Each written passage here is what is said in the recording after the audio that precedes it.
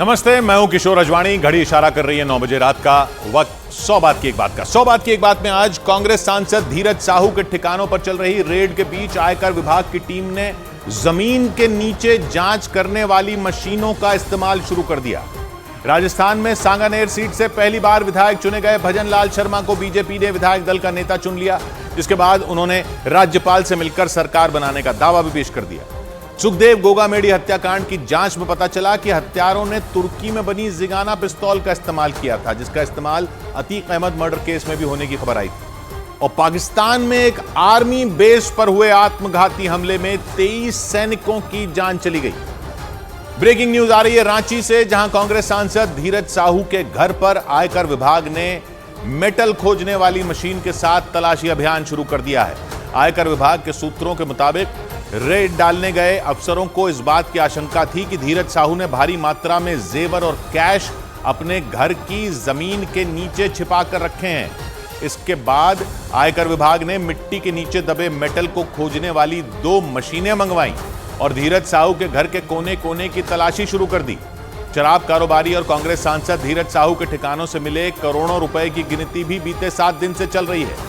उसके साथ ही उनके अलग अलग ठिकानों पर आयकर विभाग की टीम पिछले 7 दिन से छापे भी मार रही है। सूत्रों के मुताबिक रांची में धीरज साहू के घर के अंदर छापेमारी में जुटी आयकर विभाग की टीम जमीन के नीचे दबे कैश की तलाश में जुट गई और इसके लिए आयकर विभाग की टीम ने 2 मशीनें मंगवाकर उनके घर की मिट्टी की जांच शुरू कर दी। रांची में धीरज साहू के घर पर रेड के दौरान सामने आए वीडियो में आयकर विभाग के कुछ कर्मचारी जमीन पर लाल रंग की उस मशीन को चलाते दिखे। 2 मशीनों को यहाँ पर लाया गया, जिसके जरिए पूरे परिसर की जो जांच है इस वक्त यहाँ पर की जा रही है। सूत्रों के मुताबिक आयकर विभाग के अफसरों को इस बात की आशंका थी कि धीरज साहू ने अपने घर के अंदर जमीन के नीचे भी कैश और जेवर छिपा कर रखे हैं, इसीलिए जमीन के नीचे मेटल की तलाश करने वाली 2 मशीनों को मंगवा लिया गया। और उसके बाद आयकर विभाग की टीम ने धीरज साहू के घर के बगीचे और आंगन वाले हिस्से में इस मशीन को चलाकर तलाशी ली। जिस मशीन से धीरज साहू के घर और आंगन को खंगाला जा रहा था, उसमें 4 पहिए लगे हुए नजर आए। तो बताया गया कि ये मशीन जमीन के नीचे छिपे किसी भी तरह के मेटल को तुरंत तलाश लेती है। और कांग्रेस सांसद धीरज साहू के घर के जमीन के अंदर खजाना ढूंढने वाली मशीन इसलिए लाई गई क्योंकि उनके ठिकानों से पिछले 7 दिन में 100-200 नहीं बल्कि 350 करोड़ से ज्यादा की नकदी मिल चुकी है। और नोटों के उस ढेर की जो तस्वीरें सामने आई, उसने पूरे देश को हैरान कर दिया। धीरज साहू के ओडिशा के ठिकाने से जो वीडियो सामने आया, उसमें नोटों के बंडल ही बंडल दिखे। लोगों की अलमारियों में पैसे होते हैं, लेकिन वहां जो कमरा दिखा वो पूरा कमरा ही नोटों से भरा था। आयकर विभाग के सूत्रों के मुताबिक कमरे में लोहे की 9 अलमारियां मिली थी और इन अलमारियों में भरा कैश देखकर आयकर विभाग की टीम की आंखें भी फटी की फटी रह गईं। नोटों से भरे उस कमरे में अलमारियों में दिख रही रकम के अलावा कई बैग भी दिखाई दिए, जिनमें नोटों के बंडलों को ऊपर तक भरकर रखा गया था। ओडिशा के बुलंगीर में इस कमरे में नोटों के बंडलों को देखने के बाद अंदाजा लगाया जा रहा है कि 200 करोड़ से ज्यादा की रकम तो यहीं जमा करके रखी गई थी। लेकिन सूत्रों के मुताबिक आयकर विभाग धीरज साहू के ठिकानों से मिले कैश की पूरी कुंडली खंगाल रहा है। उसके साथ ही नोटों की गिनती भी कराई जा रही है। सूत्रों के मुताबिक ओडिशा में छापेमारी में मिले करोड़ों रुपयों को छापेमारी वाली जगह पर ही गिना गया, जबकि बाद में बचे हुए कैश को बोरियों और बैग में भरकर ओडिशा के बलंगीर की स्टेट बैंक की शाखा में भेज दिया गया। और एक रोज पहले वहां से सामने आए एक वीडियो में कड़ी सुरक्षा के बीच बैंक कर्मचारी छापेमारी में मिले कैश को बैगों और लोहे के बड़े बड़े बक्सों में भरकर बैंक ले जाते दिखे। इसके बाद बैंक के अंदर 3 बैंकों के 50 कर्मचारियों को 40 मशीनों के साथ नोट गिनने में लगा दिया गया। बैंक के अंदर इतनी बड़ी मात्रा में कैश देखकर हर कोई दंग था। नोट गिनने के लिए लगाए गए कर्मचारियों की आंखें भी फटी की फटी रह गईं। बैंक के अंदर बड़े से हॉल में टेबल के ऊपर चारों तरफ बस नोटों के बंडल ही नजर आ रहे थे। टेबल पर नोट गिनने वाली मशीनों के साथ कतार में बैठे बैंक कर्मचारी बेहद सावधानी के साथ नोट गिनते दिखे। बताया गया कि वहां नोटों की गिनती के लिए कुल 70 लोगों को काम पर लगाया गया और उन्हें नोट गिनने के अलावा अलग अलग काम दे दिया गया। कुछ लोगों को नोटों की गिनती की पूरी प्रक्रिया की वीडियोग्राफी के काम में लगाया गया। आयकर विभाग के सूत्रों के मुताबिक छापेमारी के दौरान कोई भी एक्शन बिना वीडियो रिकॉर्डिंग के पूरा नहीं किया गया। यानी आयकर विभाग की टीम ने छापेमारी के दौरान पूरी सावधानी बरती। आयकर विभाग के सूत्रों के मुताबिक ज्यादातर नकदी ओडिशा में धीरज साहू के भाई की कंपनी बौद्ध डिस्टिलरी प्राइवेट लिमिटेड के परिसर से बरामद की गई। सूत्रों के मुताबिक आयकर विभाग की जांच टीम ने मामले में कंपनी के उन अधिकारियों और कर्मचारियों के बयान भी दर्ज किए हैं जो तलाशी के दौरान वहां मौजूद थे। आयकर विभाग की टीम ने 6 दिसंबर को झारखंड में रांची और लोहरदगा में धीरज साहू के पैतृक आवास पर उनकी शराब कंपनी के ऑफिस में और कोलकाता में उनके एक ठिकाने पर एक साथ छापा मारा था। इसके अलावा आयकर विभाग ने ओडिशा के संबलपुर, बलांगीर, टिटलागढ़, बौद्ध, सुंदरगढ़, राउरकेला और भुवनेश्वर में एक साथ छापा मारकर हड़कंप मचा दिया। और इस छापेमारी के दौरान नोटों से भरे कमरे का वीडियो वायरल होने के बाद कांग्रेस सांसद धीरज साहू और उनके परिवार की चर्चा पूरे देश में होने लगी। उनकी कमाई, कारोबार और अरबों की संपत्ति लोगों में चर्चा का विषय बन गई। क्योंकि झारखंड के लोहरदगा के रहने वाले धीरज साहू सांसद होने के साथ साथ एक बड़े शराब कारोबारी भी हैं। खबरों के मुताबिक आजादी से पहले धीरज साहू के परिवार का शराब कारोबार पूरे पूर्वी भारत में फैला था। करीब 100 साल पहले ही उनके पिता और दादा शराब कारोबार से जुड़ गए थे। बाद में दादा और पिता के व्यापार को धीरज साहू ने आगे बढ़ाया और दूसरे कारोबार में भी हाथ आजमाया। कांग्रेस सांसद धीरज साहू की शराब company Baldev Sahu and group of companies Odisha की सबसे बड़ी शराब बनाने और बेचने वाली कंपनियों में एक है और इसी कंपनी की साझेदार है बौद्ध डिस्टिलरी प्राइवेट लिमिटेड नाम की कंपनी, जिसके ठिकाने पर आयकर विभाग ने छापे मारे और भारी मात्रा में कैश बरामद किया। और इस कंपनी के निदेशक कांग्रेस सांसद धीरज साहू के सगे भाई संजय साहू हैं।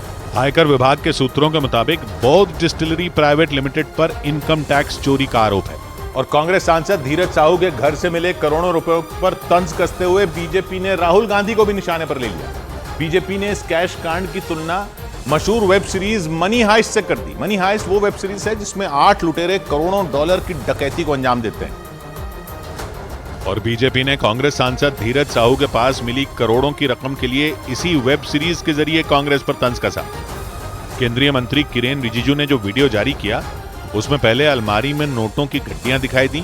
इसके बाद धीरज साहू की राहुल गांधी के साथ तस्वीरें नजर आईं। इस दौरान मनी हाइस्ट का टाइटल ट्रैक लगातार इस वीडियो के पीछे सुनाई देता रहा और हद तो तब हो गई जब उस सीरीज के एक सीन में वेब सीरीज के किरदार की जगह राहुल गांधी का चेहरा लगा दिया गया। मतलब बीजेपी ने इस वीडियो के जरिए ये आरोप लगाने की कोशिश की कि धीरज साहू के पास इतनी मोटी रकम बगैर राहुल गांधी के पहुंच ही नहीं सकती।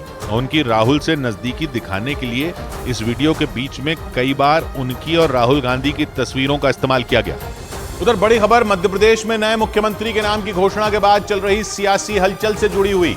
मध्य प्रदेश में मोहन यादव के शपथ ग्रहण की तैयारियों के बीच शिवराज सिंह चौहान से कुछ महिलाएं मिलने पहुंची और उनसे मिलते ही वो रो पड़ी।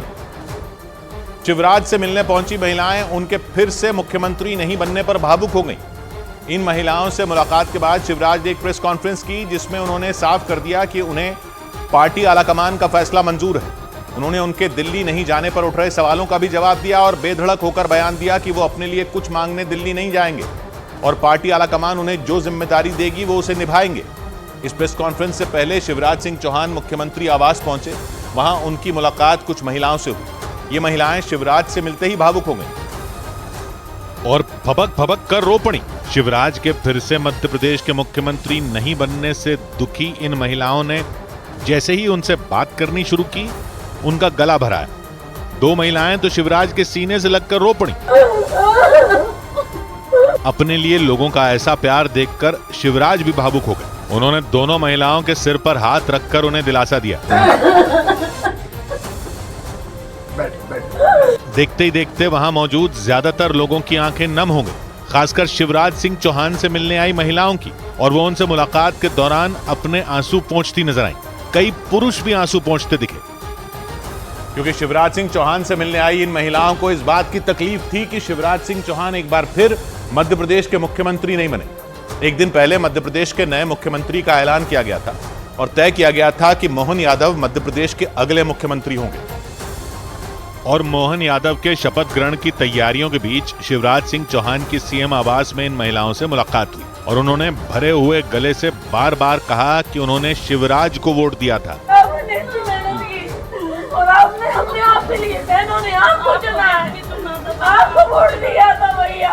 इन महिलाओं की शिवराज से जितनी देर मुलाकात चली वो रोती ही नहीं। आप सबके चाहते हो और बहन के हर मध्य प्रदेश में एक बैठ के चाहते हो।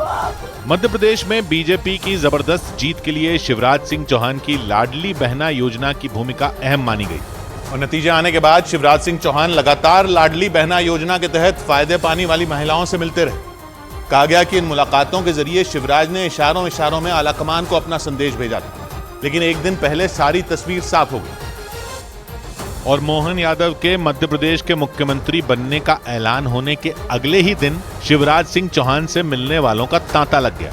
इन लोगों में महिलाओं की भी अच्छी खासी संख्या नजर आई और ये महिलाएं शिवराज को देखकर अपने आंसू नहीं रोक पाईं। खुद शिवराज भी भावुक हो गए।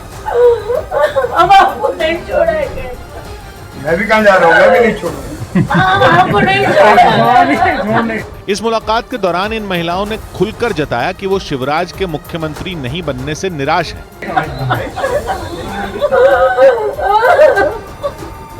वो वाली बात नहीं है, लेकिन बात ये है। हालांकि इन महिलाओं ने शिवराज सिंह चौहान को भरोसा दिया कि वो मुख्यमंत्री रहें या न रहें, वो उनके साथ रहेंगी और इसके बाद आसपास मौजूद लोगों की भी उनके समर्थन में आवाज आने लगी। मध्य प्रदेश में जीत के बाद शिवराज की लाडली बहना योजना का फायदा पाने वाली महिलाओं से कई बार मुलाकात हुई। कभी उन्होंने उनके साथ खाना खाया तो कभी इस योजना का फायदा पाने वाली महिलाओं ने उन पर फूल बरसाए, क्योंकि कहा गया कि मध्य प्रदेश में बीजेपी को फिर से सत्ता दिलाने में शिवराज की ये योजना मील का पत्थर साबित हुई। और ये बात खुद शिवराज सिंह चौहान ने भी कही। उन्होंने मध्य प्रदेश के नए मुख्यमंत्री के नाम के ऐलान के बाद पहली प्रेस कॉन्फ्रेंस की। इस प्रेस कॉन्फ्रेंस में शिवराज ने अपने करीब 17 साल के कार्यकाल में किए गए काम गिनवाए और डंके की चोट पर बोला कि लाडली बहना योजना की वजह से मध्य प्रदेश में बीजेपी की जीत की राह आसान हुई। केंद्र और राज्य की भी कल्याणकारी योजनाओं के कारण, जिसमें लाडली बहना का भी योगदान जबरदस्त है, ये सरकार बनी। शिवराज सिंह चौहान ने लाडली बहना योजना इसी साल मार्च में लॉन्च की थी और इसके तहत हर महीने महिलाओं को 1200 रुपए मिल रहे थे और शिवराज ने ऐलान किया था कि ये राशि बढ़ाकर 3000 रुपए तक की जा सकती है। लेकिन शिवराज को ये मौका नहीं मिला, क्योंकि इस बार मोहन यादव मध्य प्रदेश के मुख्यमंत्री बनेंगे और भोपाल के लाल परेड ग्राउंड में उनके शपथ ग्रहण की तैयारी चल रही है। लेकिन इन्हीं तैयारियों के बीच शिवराज सिंह चौहान ने प्रेस कॉन्फ्रेंस की। इस दौरान वो थोड़ा भावुक दिखे, या यूं कहें कि इस प्रेस कॉन्फ्रेंस में उन्होंने अपना विदाई भाषण दिया और इसके बाद उनका दिल्ली नहीं जाने से जुड़ा बयान चर्चा का मुद्दा बन गया। एक बात मैं बड़ी विनम्रता के साथ कहता हूँ कि अपने लिए कुछ मांगने जाने से बेहतर मैं मरना समझूंगा, और इसलिए मैंने कहा था मैं दिल्ली नहीं जाऊंगा। जिस वक्त मध्य प्रदेश में मुख्यमंत्री के नाम पर दिल्ली में मंथन चल रहा था, मध्य प्रदेश के कई बड़े नेता दिल्ली में मौजूद थे, लेकिन शिवराज दिल्ली नहीं गए थे और घूम घूम कर लोगों से मिल रहे थे। प्रेस कॉन्फ्रेंस में शिवराज से इसी पर सवाल पूछा गया और इसका उन्होंने ऐसा बेबाक जवाब दिया कि वो सुर्खियों में आ गया, क्योंकि शिवराज ने अपने तेवरों से जता दिया कि वो आला कमान से कुछ मांगने के लिए दिल्ली नहीं जाएंगे। उधर बड़ी खबर आई गोगामेडी हत्याकांड से जुड़ी। पुलिस सूत्रों के हवाले से खबर है कि लॉरेंस बिश्नोई गैंग के शूटरों ने सुखदेव गोगामेडी की हत्या तुर्की में बनी जिगाना पिस्तौल से की थी। ये वही जिगाना पिस्तौल है जिसमें 15 अप्रैल को उत्तर प्रदेश के प्रयागराज में गैंगस्टर अतीक अहमद और उसके भाई अशरफ को 3 बदमाशों ने ताबड़तोड़ गोलियां दागकर मौत के घाट उतार दिया था। और अब इसी जिगाना पिस्तौल का इस्तेमाल गोगामेडी हत्याकांड को अंजाम देने में भी किया गया। इसका पता तब चला जब 2 दिन पहले हत्याकांड में शामिल दोनों शूटरों के साथ उनके एक मददगार को पुलिस ने चंडीगढ़ से गिरफ्तार कर लिया। पुलिस को उनके पास से जिगाना पिस्तौल और उसकी कई गोलियां बरामद हुई और पुलिस सूत्रों का दावा है कि पूछताछ के दौरान दोनों शूटरों ने जिगाना पिस्तौल से सुखदेव गोगामेडी की हत्या करने की बात कबूल कर ली। दावा यह भी है कि 5 दिसंबर को हत्याकांड को अंजाम देने से कुछ घंटे पहले ही शूटरों तक जिगाना पिस्तौल पहुंचाई गई थी और फिर उसी जिगाना पिस्तौल से शूटर नितिन फौजी और शूटर रोहित राठौड़ ने सुखदेव सिंह गोगामेडी को गोलियों से छलनी कर दिया था। हत्याकांड के एक वीडियो में दोनों शूटर जिगाना पिस्तौल से गोगामेडी पर ताबड़तोड़ गोलियां दागते नजर आए थे। पुलिस के मुताबिक वारदात को अंजाम देने के दौरान दोनों शूटरों ने जिगाना पिस्तौल से कमरे के अंदर 17 गोलियां चलाई थी। इनमें 8 गोलियां गोगामेडी के शरीर से मिली थी। इस पिस्तौल की सबसे बड़ी खासियत ये कि एक बार में 15 गोलियां बरसाने की ताकत रखती है। मतलब एक बार जब इस पिस्तौल का मुंह खुल गया तो सामने वाले को बचने तक का मौका नहीं मिलता। माना जाता है कि इसी वजह से लॉरेंस बिश्नोई गैंग किसी भी वारदात को अंजाम देने के लिए जिगाना पिस्तौल पर ही सबसे ज्यादा भरोसा करता है। इस हत्याकांड में शामिल शूटर नितिन फौजी के पास से पुलिस को जिगाना पिस्तौल मिली और पुलिस सूत्रों का दावा है कि पूछताछ में उसने जिगाना पिस्तौल से गोगामेडी हत्याकांड को अंजाम देने की बात भी कबूल कर ली। लेकिन ये पहली बार नहीं है जब किसी वारदात को अंजाम देने के लिए तुर्की में बनने वाली जिगाना पिस्तौल का इस्तेमाल किया गया। इससे पहले 15 अप्रैल को उत्तर प्रदेश के प्रयागराज में जिगाना पिस्तौल से ही गैंगस्टर अतीक अहमद और उसके भाई अशरफ की बेरहमी से हत्या कर दी गई थी। और इस वारदात को पुलिस सुरक्षा के बीच 3 शूटरों ने अंजाम दिया था। यूपी पुलिस की एक रिपोर्ट के मुताबिक अतीक अहमद हत्याकांड में शामिल तीनों शूटरों ने महज 18 सेकंड में 20 गोलियां चला दी थी। ये फायरिंग AK-47 राइफल से नहीं बल्कि ऑटोमेटिक जिगाना पिस्तौल से की गई। मतलब कुछ ही सेकंड के अंदर बदमाशों ने अतीक अहमद और अशरफ पर इतनी गोलियां दाग दी थी कि उनकी सुरक्षा में तैनात पुलिस वालों को भी संभलने तक का मौका नहीं मिल पाया था। पुलिस सूत्रों का दावा है कि अतीक अहमद हत्याकांड से ठीक 10 महीने पहले यानी पिछले साल 29 मई को पंजाब में सिद्धू मूसेवाला हत्याकांड में भी इसी जिगाना पिस्तौल का इस्तेमाल किया गया था। आरोप यह है कि पंजाबी गायक मूसेवाला पर लॉरेंस गैंग के 8 शूटरों ने अलग अलग हथियारों से गोलियां चलाई थी और उन घातक हथियारों में जिगाना पिस्तौल भी शामिल थी। मतलब जिस हथियार से सिद्धू मूसेवाला और गैंगस्टर अतीक अहमद की हत्या की गई उसी जिगाना पिस्तौल से सुखदेव गोगामेडी को भी मार दिया गया। क्योंकि इस पिस्तौल से निकलने वाली गोली 1 सेकंड में 300 मीटर की दूरी पर खड़ी किसी भी चीज को भेज सकती है। इसी वजह से लॉरेंस गैंग वारदात को अंजाम देने के लिए सबसे ज्यादा जिगाना पिस्तौल का ही इस्तेमाल करता है। इस खतरनाक पिस्तौल को तुर्की 2001 से ही बना रहा है और इसकी खासियत यह है कि ये जल्दी गर्म नहीं होती। इसी वजह से पिस्तौल चलाने वाले का हाथ नहीं जलता। तुर्की में बनने वाली जिगाना एक ऑटोमेटिक पिस्तौल है और इसमें सेफ्टी के लिए ऑटोमेटिक फायरिंग पिन ब्लॉक भी होता है। मतलब इसमें एक सेफ्टी लॉक होता है जिसके इस्तेमाल से पिस्तौल से फायरिंग नहीं होती। एक रिपोर्ट के मुताबिक जिगाना पिस्तौल की बैरल लेंथ यानी जिस रास्ते गोली निकलती है उसकी लंबाई 4.5 इंच होती है। इसके अलावा पिस्तौल की चौड़ाई 37 मिलीमीटर और ऊंचाई 144 मिलीमीटर। एक बार में बिना रुके जिगाना पिस्तौल से 15 गोलियां दागी जा सकती हैं। छोटी और हल्की होने की वजह से इसे पास में रखना भी आसान होता है। इस वक्त अजरबैजान और मलेशिया की सेना, फिलीपींस की पुलिस और अमेरिकी कोस्ट गार्ड इसका इस्तेमाल करते हैं। इस वक्त बाजार में तुर्की की इस पिस्तौल के 16 मॉडल मौजूद हैं। इनमें जिगाना स्पोर्ट इसका अपडेटेड मॉडल है और इसी वजह से इन दिनों इसका सबसे ज्यादा इस्तेमाल होता है। और गैंगस्टर इस पिस्तौल को इसलिए भी पसंद करते हैं क्योंकि ये चलने के दौरान कभी जैम नहीं होती। लेकिन भारत सरकार ने तुर्की में बनने वाली 9 mm की इस खतरनाक जिगाना पिस्तौल पर प्रतिबंध लगा रखा है। लेकिन इसके बाद भी चोरी छिपे अवैध रूप से जिगाना पिस्तौल भारत में पहुंच रही है। तुर्की में बनने वाली जिगाना पिस्तौल की कीमत करीब 4 लाख रुपए बताई जाती है। हालांकि भारत में अवैध रूप से लाए जाने की वजह से इसकी कीमत बढ़ जाती है। भारत में 5 से 7 लाख रुपए में इस हथियार के मिलने का दावा किया जाता है। जाम नहीं होने की वजह से गैंगस्टर इसे खरीदने के लिए 10 से 12 लाख रुपए तक देने को तैयार रहते हैं। लेकिन भारत सरकार ने इसके इस्तेमाल पर प्रतिबंध लगा रखा है क्योंकि जिगाना 9 mm चेंबर वाली पिस्तौल है और 1959 का शस्त्र अधिनियम किसी भी भारतीय नागरिक को 9 mm की पिस्तौल का लाइसेंस रखने से रोकता है। आसान शब्दों में कहें तो इस कानून की वजह से देश में कोई भी नागरिक 9 mm की पिस्तौल नहीं खरीद सकता। हालांकि सेना और सुरक्षा बल को 9 mm की पिस्तौल या बंदूक इस्तेमाल करने की इजाजत है। लेकिन गोगामेडी हत्याकांड में उस वक्त बड़ी कामयाबी मिली जब जयपुर से पुलिस ने पूजा सैनी और पूजा बत्रा नाम की महिला को गिरफ्तार कर लिया।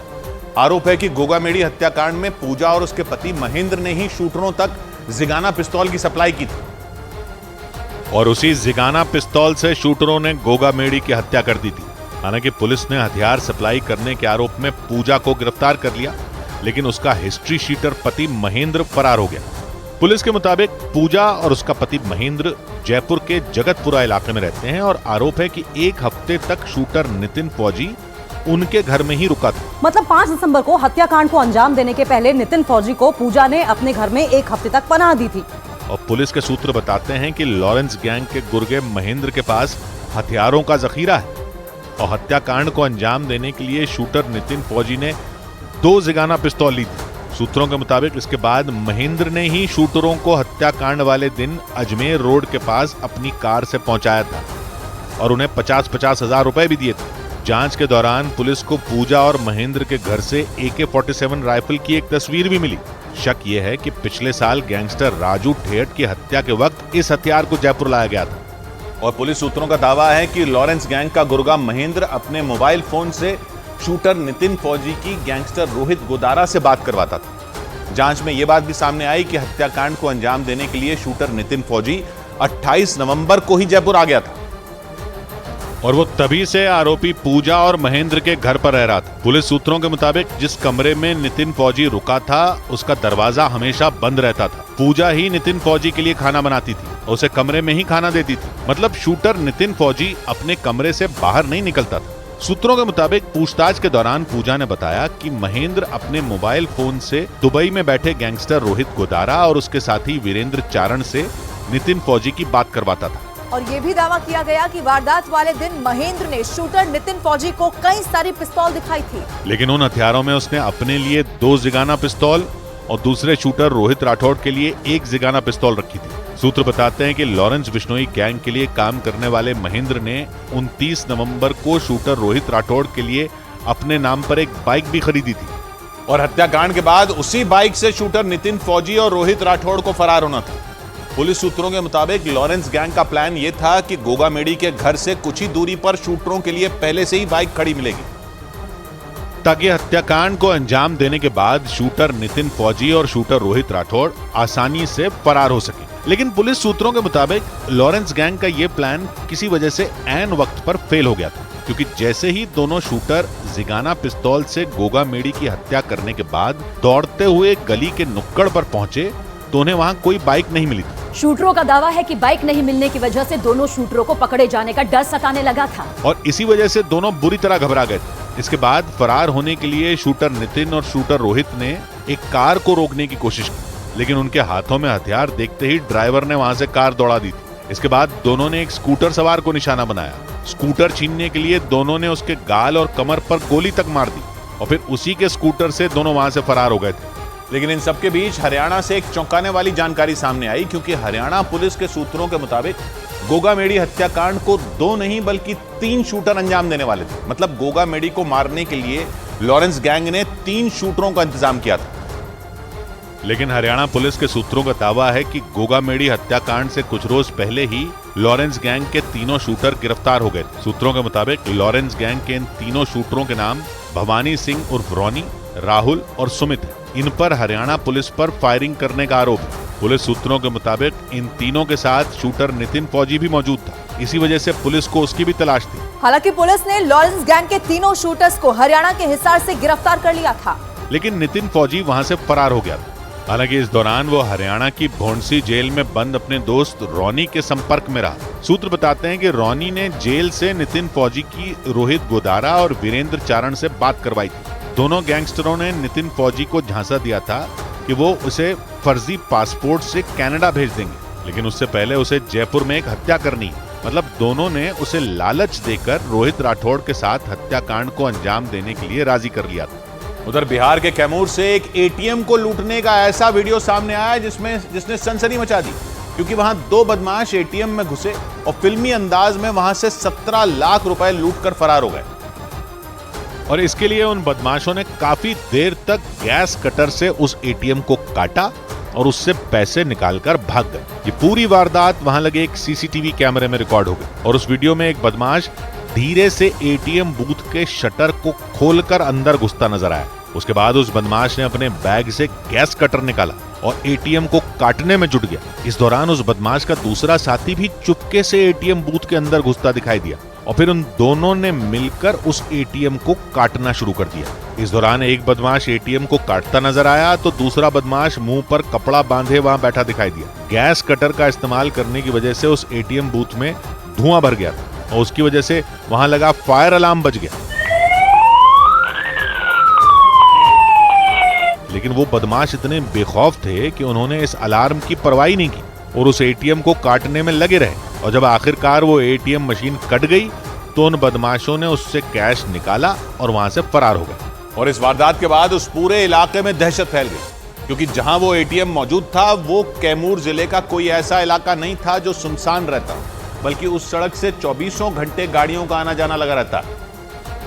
लेकिन इसके बावजूद वो बदमाश इतनी बड़ी लूट को अंजाम देने में कामयाब हो गए। पुलिस के मुताबिक रात के अंधेरे का फायदा उठाकर वो बदमाश बड़ी ही चालाकी से उस एटीएम बूथ में घुस गए और उससे करीब 17 लाख रुपए लूट कर फरार हो गए। पुलिस को शक है कि इस वारदात को किसी पेशेवर गिरोह ने अंजाम दिया, क्योंकि उन बदमाशों ने थोड़ी ही देर में गैस कटर से उस एटीएम को काट दिया और उसमें रखे नोट ना जलें, इसके लिए उन्होंने उस एटीएम को काटते ही उस पर पानी भी डाल दिया। बताया गया कि कैमूर जिले के मुख्य बाजार में मौजूद इस एटीएम में किसी गार्ड की ड्यूटी नहीं होती और इसीलिए वो बदमाश बड़ी ही आसानी से उस एटीएम बूथ में घुस गए थे और गैस कटर से उस मशीन को काट दिया। और इससे एक रोज पहले राजस्थान के कोटपुतली में भी ऐसी ही एक वारदात को अंजाम दिया गया था। वहां कुछ बदमाशों ने एक रस्सी के सहारे एक एटीएम मशीन को ही उखाड़ दिया था और उसके बाद वो उस एटीएम मशीन को अपनी गाड़ी से बांधकर वहां से ले गए थे। उन बदमाशों ने अपनी पहचान छिपाने के लिए एटीएम बूथ में घुसते ही वहां लगे सीसीटीवी कैमरे पर काले रंग का स्प्रे छिड़क दिया था, लेकिन वहां लगे एक दूसरे सीसीटीवी कैमरे में लूट की पूरी वारदात रिकॉर्ड हो गई। उस वीडियो में वो बदमाश एक मोटे पट्टे वाली रस्सी से उस एटीएम मशीन को बांधता दिखा, जबकि उसके साथी ने उस रस्सी के दूसरे हिस्से को बाहर खड़ी अपनी गाड़ी से बांध दिया और जब उन्होंने उस गाड़ी से रस्सी को खींचा तो वो एटीएम मशीन उखड़ गई। इस दौरान उन बदमाशों ने उस एटीएम बूथ के बाहर खड़े होकर काफी देर तक उस एटीएम मशीन के कैश बॉक्स को तोड़कर उससे कैश निकालने की कोशिश की, लेकिन जब वो इसमें कामयाब नहीं हो पाए तो वो पूरी मशीन को ही अपने साथ ले गए। और एक दिन पहले भी एटीएम मशीन को उखाड़ने की वारदात की वजह से पूरे इलाके में हड़कंप मच गया था, क्योंकि उन बदमाशों ने महज 5 मिनट में बड़ी ही सफाई से पूरी एटीएम मशीन को ही गायब कर दिया था और किसी को इस बात की भनक तक नहीं लगी। बताया गया कि यह वारदात कोटपुतली पुलिस स्टेशन से सिर्फ आधा किलोमीटर की दूरी पर हुई थी, लेकिन इसके बावजूद वो बदमाश वहां से भागने में कामयाब हो गए। पुलिस के मुताबिक जिस वक्त इस वारदात को अंजाम दिया गया वहां कोई गार्ड मौजूद नहीं था और इसीलिए वो बदमाश सिर्फ 5 मिनट में 20 लाख रुपए से भरी हुई एटीएम मशीन लेकर फरार हो गए। पुलिस ने बताया कि वो बदमाश देर रात एक गाड़ी से वहां पहुंचे और एटीएम को उखाड़कर अपने साथ ले गए। वहीं अपनी पहचान छिपाने के लिए उन बदमाशों ने मुंह पर कपड़ा भी बांधा हुआ था। और राजस्थान के कोटपुतली में एटीएम में लूटपाट की चर्चा के बीच ऐसी ही एक वारदात भीलवाड़ा में भी हो गई। वहां भी ठीक कोटपुतली की तरह अगले ही दिन बदमाशों ने एटीएम मशीन को उखाड़ दिया, क्योंकि उन बदमाशों ने वहां 15 लाख रुपए से भरी हुई एटीएम मशीन ही उखाड़ दी। इसका जो वीडियो सामने आया उसमें कुछ बदमाश एक गाड़ी से वहां आते दिखाई दिए। उनमें एक बदमाश उस एटीएम बूथ में घुसता दिखा, जबकि दूसरा बाहर खड़ा नजर आया। बताया गया कि उस बदमाश ने उस एटीएम बूथ में घुसते ही वहां लगे सीसीटीवी कैमरे पर काले रंग का स्प्रे छिड़क दिया। उसकी वजह से वहां अंधेरा छा गया। पुलिस के मुताबिक उस एटीएम का गार्ड वहां पास ही अपने मकान में सो रहा था, लेकिन उसे इसकी भनक तक नहीं लगी और जब सुबह वो वहां पहुंचा तो उसके पैरों तले जमीन ही खिसक गई, क्योंकि वहां लगी एटीएम मशीन ही गायब हो गई। उसके बाद पुलिस के साथ साइबर सेल और एफएसएल की टीम भी वहां पहुंची और मामले की जांच में जुट गई। उधर पटना में एक छात्रा की गोली मारकर हत्या करने का रोंगटे खड़े कर देने वाला एक वीडियो सामने आया, जिससे पूरे बिहार में हड़कंप मच गया, क्योंकि वहां एक लड़के ने दिन दहाड़े उस लड़की को गोली मार दी। और इसका जो सीसीटीवी वीडियो सामने आया उसमें वो आरोपी उस लड़की का पीछा करता नजर आया। थोड़ा आगे चलने के बाद वो भागकर उस लड़की के आगे आ गया। उसके बाद उसने अपनी कमर से बंदूक निकाली और उस लड़की पर तान दी। इसको देखकर वो लड़की बुरी तरह डर गई और पीछे की तरफ भागने लगी, लेकिन उसने उसका पीछा नहीं छोड़ा और भागते हुए उसके पास गया और उस पर गोली चला दी। गोली लगते ही वो लड़की जमीन पर गिर गई। उसके बाद वो कुछ देर तक उस लड़की को देखता रहा, फिर नीचे झुककर उस लड़की के कान के पास उसने एक और गोली चला दी। उसके बाद जब उसने वहां लोगों को आते देखा तो वो वहां से भाग निकला, लेकिन लड़की ने वहीं दम तोड़ दिया। दिन दहाड़े हुई इस फायरिंग से पूरे इलाके में दहशत फैल गई। बताया गया कि वो लड़की 17 साल की थी और रोज मसौड़ी शहर के एक कोचिंग सेंटर में पढ़ने के लिए आती थी। और रोज की तरह ही जब वो लड़की अपने कोचिंग सेंटर की तरफ जा रही थी तो उस आरोपी ने उसे घेर लिया और उस पर गोली चला दी। बताया गया ये वारदात पुलिस थाने से महज 500 मीटर की दूरी पर हुई, लेकिन इसके बावजूद वह आरोपी दिन दहाड़े फायरिंग कर वहां से भाग निकला। पुलिस के मुताबिक वो आरोपी और वो लड़की दोनों एक ही कोचिंग सेंटर में पढ़ते थे। दोनों की किसी बात पर कहासुनी हो गई थी और उसी कहासुनी के बाद उस आरोपी ने गुस्से में आकर उस लड़की पर गोली चला दी और उसकी मौके पर ही मौत हो गई। इस दौरान वहां कुछ लोग आते जाते भी दिखे, लेकिन कोई भी उस आरोपी को नहीं रोक पाया। इधर महाराष्ट्र के नंदुरबार जिले के एक अस्पताल में एक तेंदुए के घुसने से हड़कंप मच गया और उस अस्पताल के स्टाफ और वहां इलाज कराने के लिए पहुंचे लोगों की जान मुसीबत में फंस गई। क्योंकि दिन के वक्त अचानक अस्पताल में एक तेंदुआ दिखाई पड़ना खौफ से भर देने वाला था। तेंदुए के अस्पताल में घुसने का जो वीडियो सामने आया उसमें वो अस्पताल के गलियारे में फंसा दिखाई दिया। अस्पताल के गलियारे की चारदीवारी पर जाली लगी हुई थी, जबकि दूसरी तरफ के कमरों के दरवाजे बंद कर दिए गए थे। इसी वजह से तेंदुआ कभी चारदीवारी की तरफ लगे जाले पर कूदता तो कभी उसके सामने के बने कमरे की तरफ उछाल मारता, लेकिन उसे वहां से निकलने के लिए कोई रास्ता नहीं मिला। जबकि दूसरी तरफ सैकड़ों लोगों की भीड़ शोर मचाती नजर आई। इस बीच तेंदुए के गुर्राने की आवाजें भी वहां गूंजती रहीं। तेंदुए की वजह से अस्पताल में काफी देर तक दहशत का माहौल बना रहा, क्योंकि तेंदुए के अस्पताल में घुसने की खबर से वहां भर्ती मरीज और उनके परिवार वालों में दहशत फैल गई। और देखते ही देखते अस्पताल से लेकर बाहर सड़क तक सैकड़ों लोगों की भीड़ जमा हो गई। लोग तेंदुए को देखने के लिए भी अस्पताल की तरफ दौड़ पड़े। हालांकि खबर मिलते ही तेंदुए को पकड़ने के लिए वन विभाग की टीम भी पिंजरे और जाल के साथ अस्पताल के बाहर पहुंच गई। और बिना वक्त गंवाए वन विभाग की टीम के लोग तेंदुए को पकड़ने में जुट गए, क्योंकि इस काम में देरी अस्पताल में मौजूद लोगों की जान पर भारी पड़ सकती थी। इसलिए वन विभाग की टीम ने पूरी प्लानिंग के साथ तेंदुए को पकड़ने का ऑपरेशन शुरू किया। वन विभाग की टीम अपने साथ एक बड़ा सा पिंजरा और एक जाल लेकर पहुंची थी। सबसे पहले तेंदुए को पकड़ने के लिए उस गलियारे के बाहर एक जगह चुनी गई जहां तेंदुआ फंसा था, और फिर उस जगह पिंजरा लगाया गया। करीब 4 घंटे बाद वो तेंदुआ वन विभाग के पिंजरे में कैद हुआ। तब जाकर वहां मौजूद लोगों ने राहत की सांस ली। बताया गया कि वो तेंदुआ रात के वक्त अस्पताल में दाखिल हुआ था, जिसकी वजह से किसी की भी उस पर नजर नहीं गई। बताया गया कि पहाड़ी इलाका होने की वजह से तेंदुआ पास के जंगलों से भटककर अस्पताल में पहुंचा था। उधर बड़ी खबर पाकिस्तान में हुए आतंकी हमले से जुड़ी। वहां खैबर पख्तूनख्वा इलाके के डेरा इस्माइल खां में आतंकियों ने एक पुलिस चौके पर आत्मघाती हमला कर दिया। बताया जा रहा है कि इस हमले में पाकिस्तान पुलिस और सेना के करीब 23 जवानों की मौत हो गई। इस हमले की जिम्मेदारी पाकिस्तान में उपजे एक नए आतंकी संगठन टीजेपी यानी तहरीक जिहाद पाकिस्तान ने लिए। यह आतंकी संगठन टीटीपी यानी तहरीक तालिबान पाकिस्तान का सहयोगी संगठन माना जाता है। Pakistani news channel ARY news के मुताबिक टीजेपी के आतंकियों ने डेरा इस्माइल खां की जिस पुलिस चौकी को निशाना बनाया, उसका इस्तेमाल पाकिस्तान की सेना बेस कैंप के तौर पर करती है, और माना जा रहा है कि इसी वजह से उस पुलिस चौकी को निशाना बनाया गया। खैबर पख्तूनख्वा के डेरा इस्माइल खां इलाके में मौजूद उस पुलिस चौकी पर टीजेपी यानी तहरीक जिहाद पाकिस्तान के आत्मघाती हमलावरों ने अचानक धावा बोल दिया और घुसते ही वहां गोलियां बरसानी शुरू कर दी। बताया गया कि उन आत्मघाती हमलावरों ने वहां मोर्टार की मदद से गोलियां चलाई। पाकिस्तानी मीडिया के मुताबिक टीजेपी के हमलावर वहां विस्फोटक से भरी एक गाड़ी के साथ दरवाजा तोड़ते हुए दाखिल हुए, और जानकारी के मुताबिक उस कार में 6 हमलावर थे। उन्होंने वहां पहुंचते ही अंधाधुंध गोलियां बरसा दी। साथ ही इस दौरान उन आतंकियों ने पुलिस चौकी में कई धमाके भी किए। दावा है कि जब हमलावरों ने वहां गोलीबारी की तो पुलिस चौकी में मौजूद कई जवान तो गहरी नींद में थे, मतलब उन आतंकियों ने उन्हें जागने का मौका तक नहीं दिया, और वहां मौजूद करीब 20 से ज्यादा लोगों को हमेशा के लिए मौत की नींद सुला दिया। और यह हमला इतना खौफनाक था कि किसी को संभलने तक का वक्त नहीं मिला। पाकिस्तानी मीडिया के मुताबिक इस आतंकी हमले में न सिर्फ पुलिस के जवान मारे गए, बल्कि पाकिस्तान की सेना के कई जवानों की भी मौत हो गई। क्योंकि डेरा इस्माइल खां इलाके में जिस चौकी पर हमला हुआ उसे पाकिस्तान की सेना अपने बेस कैंप की तरह इस्तेमाल कर रही थी। Pakistani news channel ARY news ने दावा किया कि जब वो हमलावर उस पुलिस चौकी में घुसे तो वहां करीब 50 लोग मौजूद थे, और उनमें 20 से ज्यादा लोगों की मौत हो गई। वहां से आई कुछ तस्वीरों में दिखा कि उस हमले से पुलिस चौकी की छत तक गिर गई। इसके अलावा वहां मौजूद 3 कमरे पूरी तरह बर्बाद हो गए। इस हमले में कई आम लोगों की जान जाने की आशंका भी जताई गई, क्योंकि दावा किया गया कि वहां जब गोलीबारी हुई तो उनमें कई पुलिसकर्मियों ने वर्दी नहीं पहनी हुई थी। इसलिए पाकिस्तान की सरकार अब तक ये तय नहीं कर पाई है कि मारे गए लोगों में कितने सेना या पुलिस के जवान थे। मतलब ये भी हो सकता है कि इस हमले में कई आम लोगों को भी हमलावरों की गोलियों का शिकार होना पड़ा हो। हालांकि पाकिस्तानी सेना के मुताबिक इस हमले की खबर मिलते ही वहां फौज की टुकड़ियां भेज दी गईं, और पाकिस्तान का कहना है कि ऑपरेशन में जुटे सेना के जवानों ने 6 में 2 हमलावरों को मार गिराया। और इस हमले की जिम्मेदारी ली टीजेपी यानी तहरीक जिहाद पाकिस्तान ने।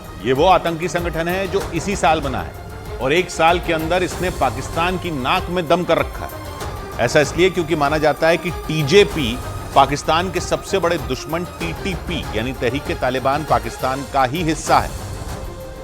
और इसी वजह से पाकिस्तान ये आरोप लगा रहा है कि इस हमले के पीछे कोई और नहीं बल्कि टीटीपी ही है। और उसके इस आरोप में दम इसलिए भी नजर आ रहा है क्योंकि डेरा इस्माइल खां की जिस पुलिस चौकी को निशाना बनाया गया वो पाकिस्तान के खैबर पख्तूनख्वा इलाके में आती है। ये वो इलाका है जो टीटीपी का गढ़ माना जाता है। और टीजेपी यानी कि तहरीक जिहाद पाकिस्तान ने इसी इलाके में पाकिस्तानी सेना की चौकी को उड़ा दिया, वो भी ठीक उसी तरह से जिस तरह से टीटीपी हमले करता है। यही वजह रही कि पाकिस्तान इस बात का शक जता रहा है कि भले ही इस हमले की जिम्मेदारी टीजेपी ने ली हो, लेकिन इसकी साजिश रचने का काम टीटीपी ही नहीं किया होगा। और पाकिस्तान का मानना है कि टीटीपी की इस साजिश ने उसकी सेना के 20 से ज्यादा जवानों को मौत की नींद सुला दी।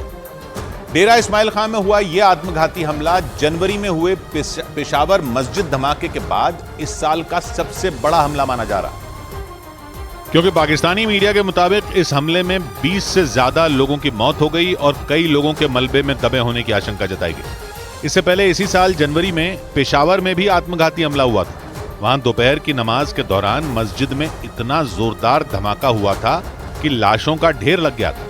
पाकिस्तानी मीडिया के मुताबिक वहां हुए धमाके में 84 लोगों की जान चली गई थी और करीब 125 लोग बुरी तरह जख्मी हो गए थे। वो हमला इसी साल 30 जनवरी को हुआ था। जानकारी के मुताबिक इस हमले के लिए मस्जिद में घुसे आत्मघाती हमलावर ने खुद को उड़ा लिया था और ये धमाका इतना ताकतवर था कि उस मस्जिद की छत गिर गई थी और कई लोग तो उसके मलबे में दबकर मर गए थे। और साल की शुरुआत में पेशावर में हुए आत्मघाती हमले की तरह ही इस बार डेरा इस्माइल खां को निशाना बनाया गया। वहां सेना के कंट्रोल वाली पुलिस चौकी पर आतंकवादियों ने न सिर्फ विस्फोट किए बल्कि अंधाधुंध गोलियां बरसाकर कई लोगों की लाशें बिछा दी। और इसी दौरान आतंकी संगठन टीटीपी यानी तहरीक तालिबान पाकिस्तान ने एक वीडियो जारी कर पाकिस्तान के जख्मों पर मानो नमक छिड़क दिया। आतंकी संगठन टीटीपी ने जो वीडियो जारी किया उसमें साल भर में हुए उन सारे हमलों की याद दिलाई गई जो उसने पाकिस्तान की सेना और पुलिस पर किए।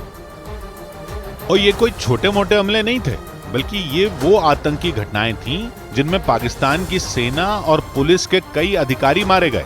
इस वीडियो की शुरुआत टीटीपी ने जनवरी में मुल्तान में किए अपने हमले से की। उस हमले में पाकिस्तानी खुफिया एजेंसी आईएसआई के डिप्टी डायरेक्टर की मौत हो गई थी। उसके बाद उसने पाकिस्तान की सरकार को फरवरी में कराची के पुलिस मुख्यालय पर आतंकियों के कब्जे की याद दिलाई। उस वीडियो में बंदूक थामे एक आतंकी कराची के पुलिस मुख्यालय में बेखौफ घूमता नजर आया। इसके बाद बारी आई पेशावर में हुए आत्मघाती हमले की। वहां टीटीपी ने चलती कार में विस्फोट कर पाकिस्तानी सेना की एक गाड़ी को उड़ा दिया था। इस वीडियो में वो एक के बाद एक पाकिस्तान को अपने आतंक के किस्से याद दिलाता गया।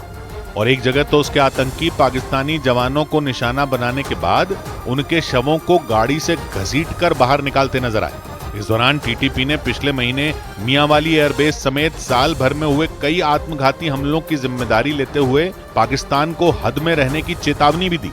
और टीटीपी यही नहीं रुका, इसके बाद उसने ऐसा ही एक और वीडियो जारी किया और उस वीडियो में उसने अपने लड़ाकों के सटीक निशाना लगाने की काबिलियत दिखाई। इस वीडियो में टीटीपी के लड़ाके स्नाइपर से दुश्मन का शिकार करते नजर आए और वो भी एकदम सटीक। जो वीडियो टीटीपी ने जारी किया उसमें रात के अंधेरे में एक एक कर उसके दुश्मन गोलियों का शिकार होते दिखाई दिए। उस वीडियो में दिखा कि जैसे ही पहली गोली चली पाकिस्तानी सेना के जवान जान बचाने के लिए यहां वहां छिप गए, लेकिन टीटीपी के लड़ाकों ने उन पर अपनी नजर बनाए रखी। उनमें एक सैनिक एक दीवार के पीछे इस तरह छिपा दिखा कि उसके सिर का थोड़ा सा हिस्सा बस उस दीवार से ऊपर नजर आया। इसके बाद टीटीपी के उस लड़ाके ने सीधा उसके सिर पर ही निशाना लगाया और वो ढेर हो गया। और ये कोई इकलौता वीडियो नहीं था बल्कि साल भर में टीटीपी ने ऐसे हमलों की झड़ी लगा दी थी। उसने इस वीडियो के जरिए पाकिस्तान को उन्हीं हमलों की याद दिलाई। इस वीडियो में खास तौर पर उन हमलों को दिखाया गया जिनमें स्नाइपर के जरिए टीटीपी ने अपने दुश्मनों का शिकार किया। माना जा रहा है कि इसके जरिए टीटीपी ने फिर एक बार पाकिस्तान को डराने की कोशिश की और इसी बात से पाकिस्तान बुरी तरह तमतमा उठा। इसके बाद तो उसने उल्टा आतंकी संगठन टीटीपी को ही सरेंडर करने की धमकी दे डाली। पाकिस्तान के कार्यवाहक प्रधानमंत्री अनवर उल हक काकर ने चेतावनी दी कि अगर टीटीपी ने पाकिस्तान की सेना के सामने सरेंडर नहीं किया तो उसका खात्मा कर दिया जाएगा। लेकिन पाकिस्तान ने यह धमकी पहली बार नहीं दी बल्कि वो कई महीनों से टीटीपी को मिटाने की कोशिश में लगा हुआ है। हालांकि दूसरी तरफ टीटीपी उसकी इन धमकियों के बावजूद न तो पाकिस्तानी फौज को निशाने पर लेना छोड़ रहा है और न ही वो उनके वीडियो जारी करने से कतरा रहा है। मतलब एक तरह से टीटीपी पाकिस्तान को लगातार उकसा रहा है। यही वजह रही कि पाकिस्तान के कार्यवाहक प्रधानमंत्री अनवर उल हक काकर ने टीटीपी को एक बार फिर सख्त लहजे में चेतावनी दे दी। उन्होंने ऐलान कर दिया कि पाकिस्तान की सरकार किसी भी आतंकी संगठन से समझौता नहीं करेगी। और साथ ही उन्होंने टीटीपी को पाकिस्तानी फौज के सामने हथियार डालने की चेतावनी दे दी, क्योंकि टीटीपी इस वक्त पाकिस्तान का सबसे बड़ा दुश्मन बना बैठा है। कुछ दिन पहले पाकिस्तान के सेना प्रमुख आसिम मुनीर भी ये चेतावनी दे चुके हैं कि अगर टीटीपी के अड्डों को तबाह करने के लिए उनकी सेना को अफगानिस्तान में घुसना पड़ा तो भी वो पीछे नहीं हटेंगे। मतलब पाकिस्तान अब डंके की चोट पर ये कहने लगा है कि टीटीपी का हौसला बढ़ाने का काम कोई और नहीं बल्कि तालिबान ही कर रहे हैं। उधर ब्रेकिंग न्यूज आ रही है, जम्मू कश्मीर में आतंकियों की बड़ी साजिश से जुड़ी सुरक्षा बल ने जम्मू कश्मीर के बांदीपुरा में आतंकियों के 4 मददगारों को गिरफ्तार कर लिया। सूत्रों के मुताबिक उनमें एक महिला भी शामिल है। खबर है कि उनके पास से बड़ी संख्या में हथियार और गोला बारूद बरामद किया गया। इसे आतंकियों की बहुत बड़ी साजिश माना जा रहा है, क्योंकि जम्मू कश्मीर से आर्टिकल 370 हटाने के मुद्दे पर सुप्रीम कोर्ट के फैसले के बाद पाकिस्तान में बवाल मचा है। खुफिया सूत्र बताते हैं कि पाकिस्तान के आतंकी संगठनों को यह निर्देश दिया गया है कि वो जम्मू कश्मीर में होने वाले चुनाव से पहले वहां आतंकी घटनाओं को अंजाम दें। खबर है कि जैश ए मोहम्मद और लश्कर ए तैयबा समेत कई दूसरे आतंकी संगठनों को इसकी जिम्मेदारी सौंपी गई है और जम्मू कश्मीर के पुंछ, राजौरी और बांदीपुरा समेत कुछ जिलों से आतंकी इस मकसद से घुसने की योजना बना रहे हैं। आशंका जताई जा रही है कि जम्मू कश्मीर में बड़े हमले का प्लान बनाया जा रहा है।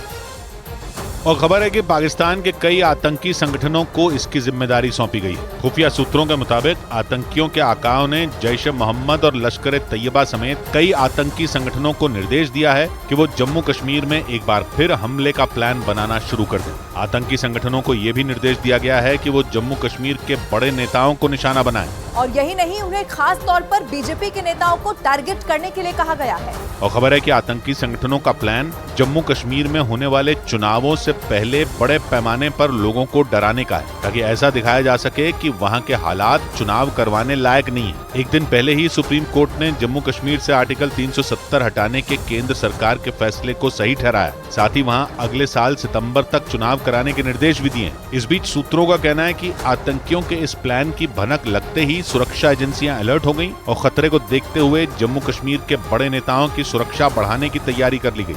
और सुप्रीम कोर्ट के इस फैसले से पाकिस्तान की कार्यवाहक सरकार भी बौखला गई। पाकिस्तान के कार्यवाहक विदेश मंत्री जलील अब्बास जिलानी ने इस फैसले को एकतरफा बताया और एक बार फिर जम्मू कश्मीर को वैश्विक मुद्दा बताते हुए अपनी भड़ास निकाली। पाकिस्तान ने जम्मू कश्मीर के मामले पर संयुक्त राष्ट्र में लाए गए प्रस्ताव का हवाला दिया और इसे संयुक्त राष्ट्र के नियमों का उल्लंघन बताया। वहां की कार्यवाहक सरकार में विदेश मंत्री जलील अब्बास जिलानी ने भारतीय सुप्रीम कोर्ट का फैसला आने के बाद एक प्रेस कॉन्फ्रेंस की और इस मुद्दे पर अपने देश का पक्ष रखा। Pakistan categorically rejects the judgment announced by the Supreme Court of India. इसके साथ ही पाकिस्तान ने गीदड़ भभकी भी दी कि वो इस मामले को 57 मुस्लिम देशों के संगठन OIC में उठाएगा। यही नहीं, जलील अब्बास जिलानी के मुताबिक पाकिस्तान संयुक्त राष्ट्र और यूरोपियन यूनियन को एक चिट्ठी लिखकर अपनी आपत्ति दर्ज कराने की भी तैयारी में है। माना जा रहा है कि पाकिस्तान ने इस मुद्दे को लेकर भारत पर अंतर्राष्ट्रीय दबाव बनाने की तैयारी शुरू कर दी है।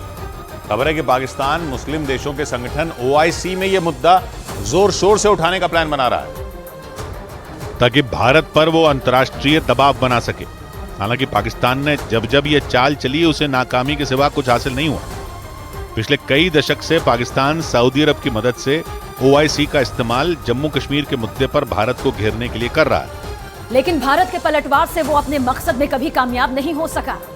और माना जा रहा है कि आर्टिकल 370 हटाने के मुद्दे पर सुप्रीम कोर्ट के फैसले से बौखलाया पाकिस्तान अपने सबसे बड़े दोस्त चीन की शरण में जा सकता है। आशंका जताई जा रही है कि चीन और पाकिस्तान मिलकर एक बार फिर भारत के खिलाफ कोई साजिश रच सकते हैं। हालांकि भारतीय सुरक्षा एजेंसियों की मुस्तैदी से उनका सपना कभी पूरा नहीं हो पाया। और इस बीच जम्मू कश्मीर से आर्टिकल 370 हटाने के मुद्दे पर राज्यसभा का एक वीडियो भी सामने आया। उस वीडियो में गृह मंत्री अमित शाह RJD सांसद मनोज झा को करारा जवाब देते हुए दिखाई दिए। राज्यसभा में एक दिन पहले इस मुद्दे पर हुई चर्चा के दौरान मनोज झा ने यह कह दिया कि कश्मीर का कोई सांसद सदन में मौजूद नहीं है। और मनोज झा के इस बयान पर आपत्ति जताते हुए केंद्रीय गृह मंत्री अमित शाह ने उन्हें दो टूक जवाब दे दिया। हमारे बारे में क्यों कह रहे? हम तो सदैव कश्मीर के हैं, हमेशा के।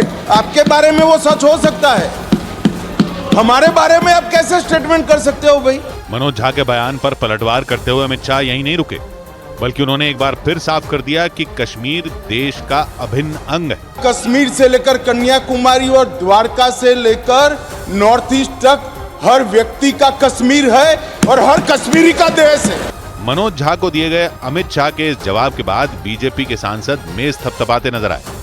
उधर बड़ी खबर आई राजस्थान की सियासत से जुड़ी। जयपुर जिले की सांगानेर सीट से चुनाव जीतकर पहली बार विधानसभा पहुंचे भजन लाल शर्मा राजस्थान के नए मुख्यमंत्री बना दिए गए। बीजेपी विधायक दल की बैठक के बाद भजन लाल शर्मा को विधायक दल का नेता चुन लिया गया, जिसके बाद 9 दिन से चल रहा सीएम पद का सस्पेंस खत्म हो गया। पर्यवेक्षक बनकर जयपुर पहुंचे रक्षा मंत्री राजनाथ सिंह के मुताबिक खुद पूर्व सीएम वसुंधरा राजे ने भजन लाल शर्मा के नाम का प्रस्ताव रखा और उसके बाद बीजेपी के सभी विधायकों ने उस प्रस्ताव का समर्थन कर दिया। इसके बाद इस बात पर मोहर लग गई कि भजन लाल शर्मा ही राजस्थान के नए मुख्यमंत्री होंगे। भजन लाल शर्मा का नाम मुख्यमंत्री पद के लिए चुना जाना इसलिए चौंकाने वाला है क्योंकि वो पहली बार विधायक बने। यहां तक कि मुख्यमंत्री पद के दावेदारों में भी उनका नाम शामिल नहीं था। यानी छत्तीसगढ़ और मध्य प्रदेश की तरह राजस्थान में भी बीजेपी ने एक चौंकाने वाला फैसला किया और एक नए चेहरे के हाथ में राज्य की कमान सौंप दी। विधायक दल की बैठक में जब पूर्व सीएम वसुंधरा राजे और रक्षा मंत्री राजनाथ सिंह बैठे तो उनका एक हैरान करने वाला वीडियो सामने आया। वसुंधरा राजे ने जैसे ही पर्ची खोलकर पढ़ी, उनके चेहरे की रंगत ही उड़ गई।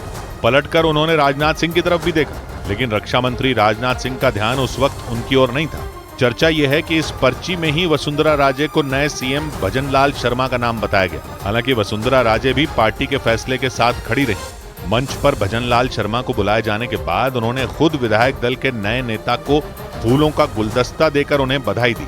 हालांकि खुद भजन लाल शर्मा ने भी पैर छूकर उनका आशीर्वाद लिया। लेकिन सूत्रों के मुताबिक वसुंधरा राजे को मनाना बीजेपी हाईकमान के लिए आसान नहीं था, इसीलिए राजस्थान में रक्षा मंत्री राजनाथ सिंह को पर्यवेक्षक बनाकर जयपुर भेजा गया था।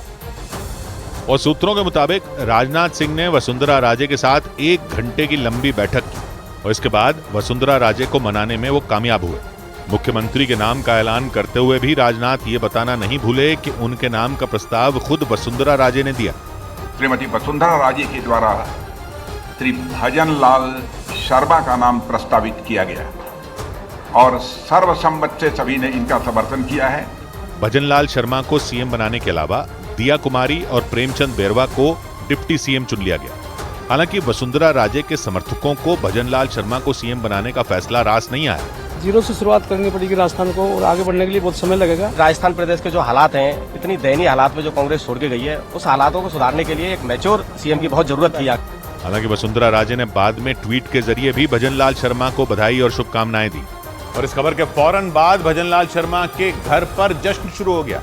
जयपुर जिले की सांगानेर सीट से पहली बार विधायक चुने गए भजन लाल शर्मा के परिवार को ये कतई अंदाजा नहीं था कि उन्हें मुख्यमंत्री बनाया जा सकता है। और इसीलिए इस खबर के आते ही उनके पिता और उनकी मां की आंखों में आंसू आ गए। न्यूज़ 18 का माइक सामने आने के बाद अचानक उनका गला भर आया।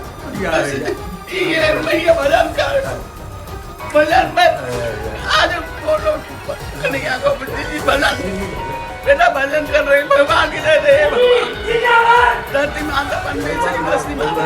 भजन लाल शर्मा के सीएम बनने की खबर आते ही उनके घर सुरक्षा व्यवस्था मुस्तैद कर दी गई। बधाई देने वालों का तांता लग गया और घर के बाहर आतिशबाजी शुरू हो गई। भजन लाल शर्मा भले ही पहली बार विधानसभा पहुंचे हों, लेकिन वो लंबे वक्त तक राजस्थान बीजेपी के संगठन में अलग अलग पदों पर काम करते रहे, इसलिए संगठन में उनका लंबा तजुर्बा है। उधर बड़ी खबर आई रूस और यूक्रेन जंग से जुड़ी, क्योंकि रूस के राष्ट्रपति पुतिन के एक कदम से परमाणु युद्ध का खतरा बढ़ गया। एक रोज पहले रूस के राष्ट्रपति पुतिन ने 2 परमाणु पनडुब्बियों का निरीक्षण करके पूरी दुनिया में खलबली मचा दी। न्यूज एजेंसी रॉयटर्स के मुताबिक दोनों परमाणु पनडुब्बियों को प्रशांत महासागर में तैनात रूस की नौसेना के बेड़े में शामिल किया जाएगा। यानी बीते 22 महीनों से यूक्रेन के साथ जंग लड़ रहे पुतिन ने अचानक परमाणु युद्ध की तैयारी शुरू कर दी। रूस के इस कदम के बाद अमेरिका और दूसरे पश्चिमी देशों के होश उड़े हुए हैं, क्योंकि न्यूज एजेंसी रॉयटर्स के मुताबिक एक साथ 2 परमाणु पनडुब्बियों का निरीक्षण करके पुतिन ने बहुत बड़ी जंग की तैयारी के साफ संकेत दे दिए। पुतिन के इस कदम से यह साफ हो गया कि उनकी उंगलियां परमाणु हथियारों के बटन पर हैं और वो किसी भी वक्त जंग में उनका इस्तेमाल कर सकते हैं। और अगर ऐसा हुआ तो पूरी दुनिया में कितनी भयानक तबाही आएगी, इसका अंदाजा लगाना भी मुश्किल है। क्योंकि अगर पुतिन ने परमाणु हथियारों का इस्तेमाल किया तो अमेरिका समेत दूसरे पश्चिमी देश भी उन्हें जवाब देने से पीछे नहीं हटेंगे। न्यूज एजेंसी रॉयटर्स के मुताबिक राष्ट्रपति पुतिन एक रोज पहले सेवमास शिपयार्ड पहुंचे और वहां अलेक्जेंडर III और क्रास्नोयार्स्क परमाणु पनडुब्बियों का निरीक्षण किया। रूस की सेना के बड़े अफसरों के साथ पुतिन ने दोनों पनडुब्बियों के ध्वजारोहण समारोह में हिस्सा लिया और परेड की सलामी ली।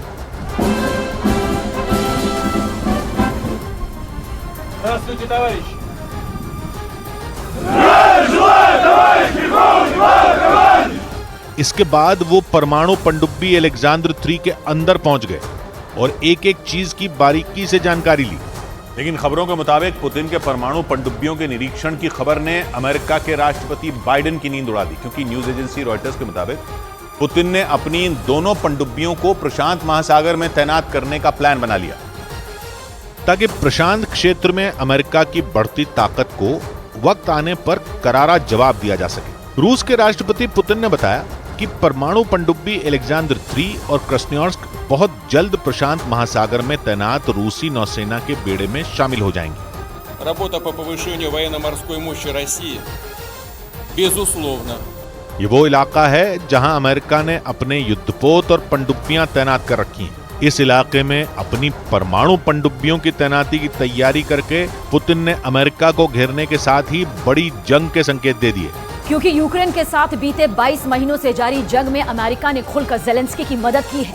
और इसीलिए कहा जा रहा है कि रूस और अमेरिका के बीच एक छोटी सी चिंगारी जंग की भीषण आग को भड़का सकती है। रूस का दावा है कि उसकी नई परमाणु पनडुब्बियां अमेरिका तक मिसाइल हमला करने की ताकत रखती हैं। यानी इशारा साफ है कि रूस बड़े युद्ध के लिए पूरी तरह तैयार है। क्योंकि जिन परमाणु पनडुब्बियों का निरीक्षण पुतिन ने किया है उन्हें समंदर में दुश्मनों के लिए चलती फिरती मौत कहा जा रहा है। रूस का दावा है कि इन दोनों पनडुब्बियों से न्यूक्लियर हथियार ले जाने में सक्षम मिसाइलों का परीक्षण किया गया था, जिन्होंने निर्धारित टारगेट पर सटीक हमला किया था। और खबरों के मुताबिक रूस के उस परीक्षण के बाद बाइडेन के माथे पर पसीना आ गया था। रूस के रक्षा मंत्रालय के मुताबिक उनकी नई परमाणु पनडुब्बी अलेक्जेंडर III एक साथ 16 बुलावा मिसाइलें ले जा सकती है। बुलावा मिसाइल 12 मीटर लंबी होती है और इसकी रेंज करीब 8000 किलोमीटर है। ये मिसाइल अपने साथ 6 न्यूक्लियर हथियार ले जा सकती है। 6 न्यूक्लियर बम, यानी एक झटके में दुश्मन के 6 शहरों की तबाही। रूस के रक्षा मंत्रालय के मुताबिक उनकी दूसरी परमाणु पनडुब्बी क्रास्नोयार्स्क समंदर और जमीन दोनों जगहों पर सटीक परमाणु हमला करने की ताकत रखती है। न्यूज एजेंसी रॉयटर्स के मुताबिक रूस ऐसी 8 और परमाणु पनडुब्बियां बना रहा है जो अगले कुछ साल में उसकी नौसेना के बेड़े में शामिल कर दी जाएंगी। लेकिन खबरों के मुताबिक रूस को चुनौती देने के लिए अमेरिका ने भी जंग की बड़ी तैयारी कर ली। पश्चिमी मीडिया के मुताबिक अमेरिका ने ऐसी मिसाइल बना ली है जो 78 साल पहले जापान के हिरोशिमा पर गिराए गए परमाणु बम से 20 गुना शक्तिशाली एटम बम ले जा सकती है। और इसी वजह से अमेरिका के दुश्मन ही नहीं बल्कि दुनिया भर के देश सहमे हुए हैं। पश्चिमी मीडिया के मुताबिक अमेरिका ने चीन, उत्तर कोरिया और रूस के मिसाइल खतरों से निपटने के लिए द सेंटिनल नाम की महाविनाशकारी मिसाइल बना डाली। खबरों के मुताबिक अमेरिका ने 10,000 करोड़ डॉलर यानी भारतीय रुपयों में करीब 8 लाख करोड़ की लागत से द सेंटिनल मिसाइल को बनाया है। दावा किया गया कि ये नई मिसाइल हिरोशिमा पर गिराए गए परमाणु बम से 20 गुना शक्तिशाली एटम बम को ले जा सकती है। और खबरों के मुताबिक ये नई मिसाइल अमेरिका के परमाणु जखीरे में सबसे नई और आधुनिक मिसाइल है। हालांकि पश्चिमी मीडिया के मुताबिक द सेंटिनल मिसाइल को 2029 में अमेरिकी सेना को सौंपा जाएगा। लेकिन अमेरिका की इस महाविनाशक मिसाइल की खबर आते ही पूरी दुनिया की सांसें अटक गईं, क्योंकि अमेरिका की द सेंटिनल मिसाइल धरती के किसी भी हिस्से को पलक झपकते ही तबाह करने की ताकत रखती है। और इसकी सबसे बड़ी वजह है उसकी एटम बम ले जाने की क्षमता। अमेरिका ने दावा किया कि उसकी द सेंटिनल मिसाइल अपने साथ 80 टन वजन वाला परमाणु बम ले जा सकती है। यानी 78 साल पहले जापान के हिरोशिमा में जो बम गिरा था उससे करीब 20 गुना ज्यादा। 6 अगस्त 1945 को अमेरिका ने हिरोशिमा पर लिटिल बॉय नाम का जो परमाणु बम गिराया था उसका वजन करीब 4 टन यानी 4000 किलो था। इसका मतलब यह कि अगर अमेरिका की इस महाविनाशकारी मिसाइल ने दुनिया के किसी भी हिस्से में एटम बम गिराया तो 1, 2 या 10 देश उसकी चपेट में नहीं आएंगे, बल्कि आधी दुनिया में तबाही आ सकती है। रूस, चीन, ईरान और उत्तर कोरिया जैसे देशों के साथ अमेरिका के बढ़ते तनाव को देखते हुए दुनिया भर के देश सहमे हुए हैं। उधर तुर्की की सेना ने उत्तरी इराक में कुर्द लड़ाकों के ठिकानों पर एक बार फिर मिसाइलों की बारिश कर दी और इस हमले में 5 कुर्द लड़ाकों को मार गिराने का दावा किया गया। और तुर्की की ओर से कुर्द लड़ाकों पर कहर बरपाने का एक वीडियो भी जारी किया गया। इसमें तुर्की की फौज लड़ाकू विमानों के जरिए मिसाइलें बरसाती नजर आई। ताबड़तोड़ हमलों की वजह से वहां तेज धमाके होते दिखाई दिए और उन्हें देखकर ऐसा लगा मानो वहां कोई ज्वालामुखी विस्फोट हो गया। तुर्की के मीडिया के मुताबिक ये ऑपरेशन उत्तरी इराक के कंदील इलाके में चलाया गया। इराक और ईरान की सीमा के नजदीक मौजूद इस इलाके को कुर्द लड़ाकों के संगठन पीकेके का गढ़ माना जाता है, लेकिन कुर्द लड़ाकों के खात्मे की कसम खाने वाली तुर्की की फौज ने उसके इलाके में घुसकर जोरदार प्रहार कर दिया। तुर्की के मीडिया के मुताबिक वहां की सेना को जैसे ही उत्तरी इराक में कुर्द लड़ाकों के उस ठिकाने का पता चला, वैसे ही खतरनाक मिसाइलों से लैस तुर्की के लड़ाकू विमान वहां टूट पड़े और भीषण हमले में कुर्द लड़ाकों के उस ठिकाने को राख कर दिया गया। 5 लड़ाकों को मौत के घाट उतारने का भी दावा किया गया। और ऐसा इसलिए क्योंकि तुर्की किसी भी सूरत में कुर्द लड़ाकों का नामो निशान मिटा देना चाहता है, क्योंकि कुर्द लड़ाकों पर तुर्की को दहलाने के आरोप लगते आए हैं। लेकिन 1 अक्टूबर को तो कुर्द लड़ाकों ने तुर्की को सबसे बड़ी चुनौती दे डाली थी, क्योंकि इसी दिन तुर्की की राजधानी अंकारा में संसद भवन के पास एक आत्मघाती हमला हुआ था और उसकी जिम्मेदारी कुर्द लड़ाकों के संगठन पीकेके ने ली थी। इस हमले के बाद से तुर्की ने सीरिया और इराक में मौजूद कुर्द लड़ाकों के खिलाफ जंग छेड़ रखी है।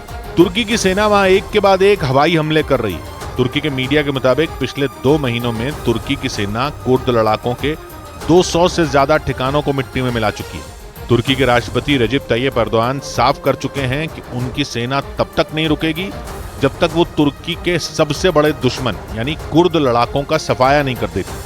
और ऐसा इसलिए क्योंकि तुर्की और कुर्द लड़ाकों का झगड़ा काफी पुराना है, लेकिन तुर्की के तेवरों से साफ है कि वो इस लड़ाई को हमेशा के लिए खत्म कर देना चाहता है, क्योंकि कुर्द लड़ाकों ने तुर्की को कई गहरे जख्म दिए।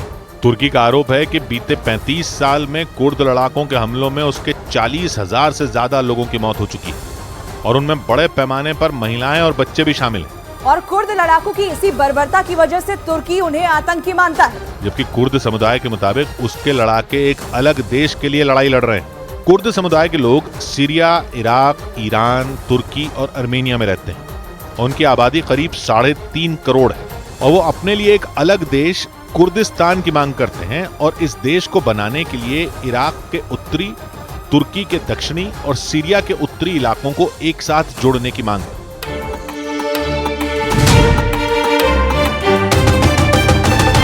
It's time to break free. Break away to the greens. Stop.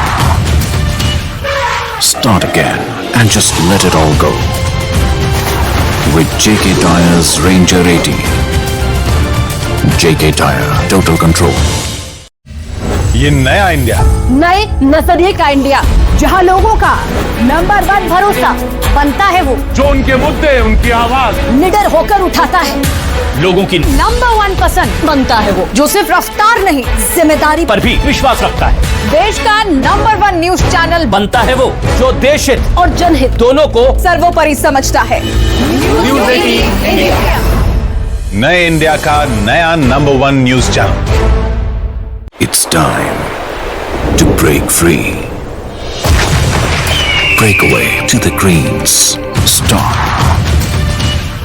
Start again and just let it all go. With JK Tyre's Ranger 80. JK Tyre, total control. Congress सांसद धीरज साहू के घर पर आयकर विभाग ने मेटल खोजने वाली मशीन के साथ तलाशी अभियान शुरू कर दिया है। आयकर विभाग के सूत्रों के मुताबिक रेड डालने गए अफसरों को इस बात की आशंका थी कि धीरज साहू ने भारी मात्रा में जेवर और कैश अपने घर की जमीन के नीचे छिपा कर रखे हैं। इसके बाद आयकर विभाग ने मिट्टी के नीचे दबे मेटल को खोजने वाली 2 मशीनें मंगवाई और धीरज साहू के घर के कोने कोने की तलाशी शुरू कर दी। शराब कारोबारी और कांग्रेस सांसद धीरज साहू के ठिकानों से मिले करोड़ों रुपए की गिनती भी बीते 7 दिन से चल रही है।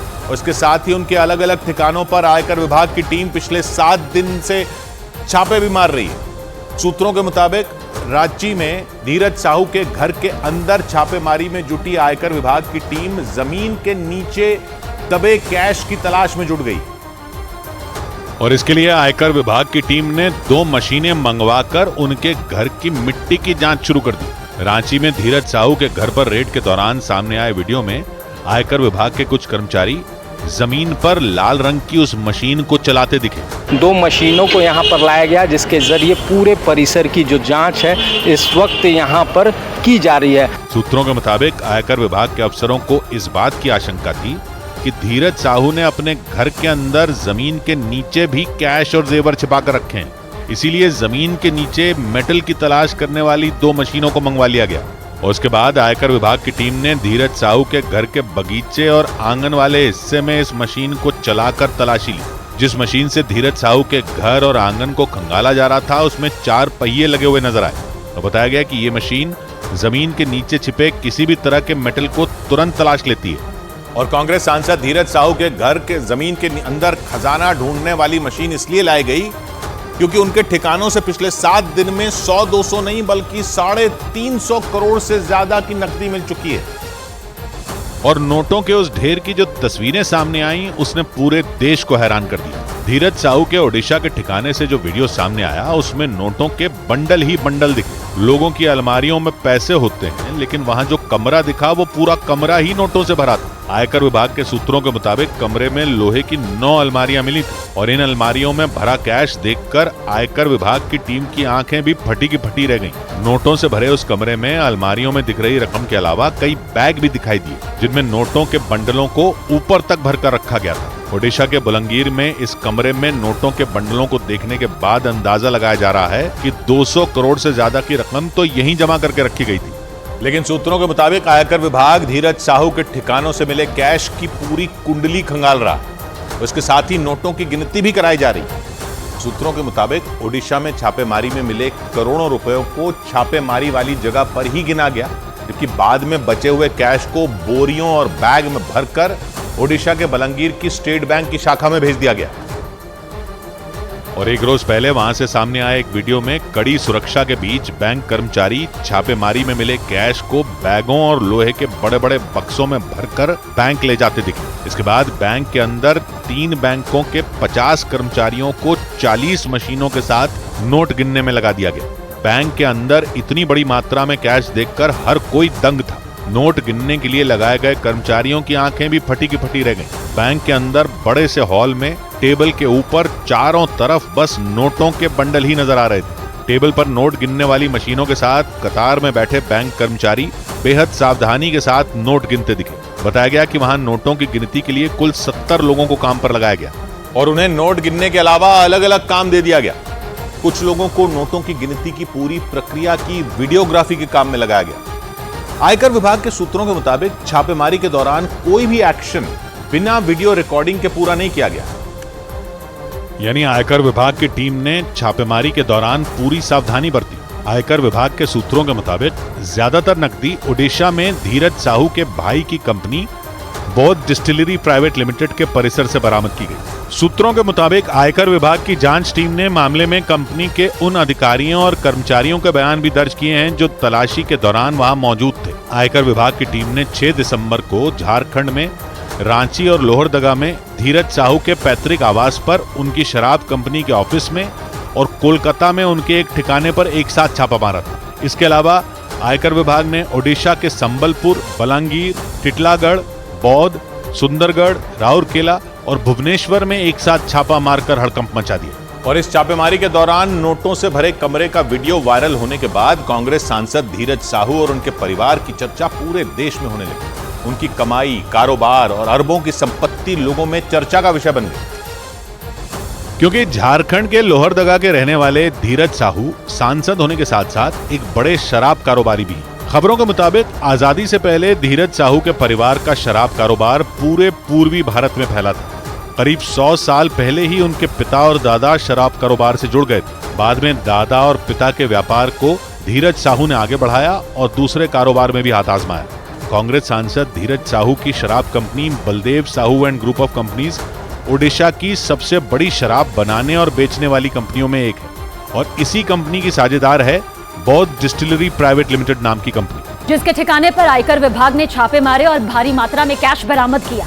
और इस कंपनी के निदेशक कांग्रेस सांसद धीरज साहू के सगे भाई संजय साहू हैं। आयकर विभाग के सूत्रों के मुताबिक बौद्ध डिस्टिलरी प्राइवेट लिमिटेड पर इनकम टैक्स चोरी का आरोप है और कांग्रेस सांसद धीरज साहू के घर से मिले करोड़ों।